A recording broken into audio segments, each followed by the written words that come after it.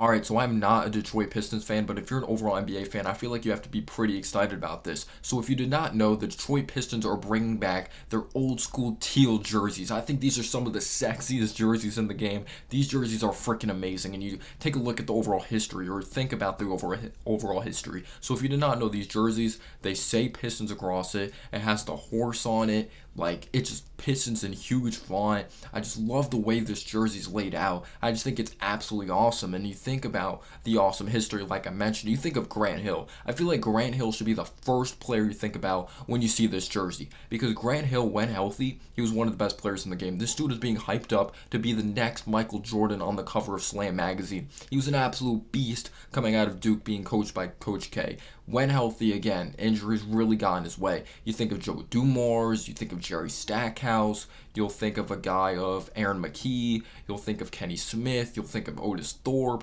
But just these jerseys are so awesome, and I just think they're being dropped at the perfect time because I feel like a brand new era is starting up in Detroit. You took Cade Cunningham with the first overall pick back in the 2021 NBA draft, can create his own shots, get others involved. He's a tall guard that's able to just handle the ball.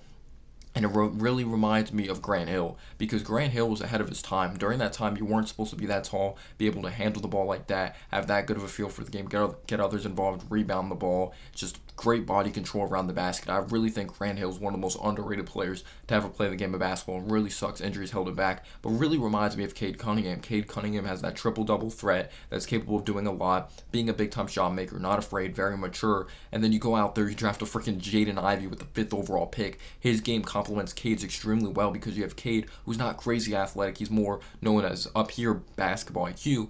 Ivy is a pretty good basketball IQ as well. He's a good playmaker or a solid playmaker, still improving in that department. But he's known for having athleticism, playing hard, not giving up on a play. And I feel like that complements Cade extremely well. Cade's feel for the game with Jaden Ivey's athleticism and just God-given talent. He's still improving from beyond the arc, but I love that. You Jalen Duren, you did some maneuvering on draft night, got him out of Memphis. He's going to take some time, but he has a chance to be solid mid-range shooter. Obviously, he's a good athlete. He's a drop step in his game, and it comes down to his rebounding, just really positioning himself, doing the little things better, but he's a strong freak of nature. I think he's going to be good. Played with Amani Bates, who's one of the top players at our high school. He's still improving some things with his game. You have Sadiq Bey, who's a little more than a 3-and-D player. He could create for himself as well. Marvin Bagley out of Duke was a 2nd overall pick. You actually got him from the Sacramento Kings via trade. And yeah, Marvin Bagley maybe hasn't lived up to that 2nd overall pick, but I feel like they got him on the right contract. He has some talent, and a change of scenery could help. But Isaiah Stewart, grit and grind, old school type of player. Like, I'm excited about this Pistons team. I don't think they're going to win tons of games, but I think they're going to be fun to watch, and they're going to learn how to win when the season goes on. We'll see if Dwayne Casey's the coach for the job, but this Pistons team got me pretty excited. I'm not going to lie. Let me know down below your thoughts. Peace out, y'all.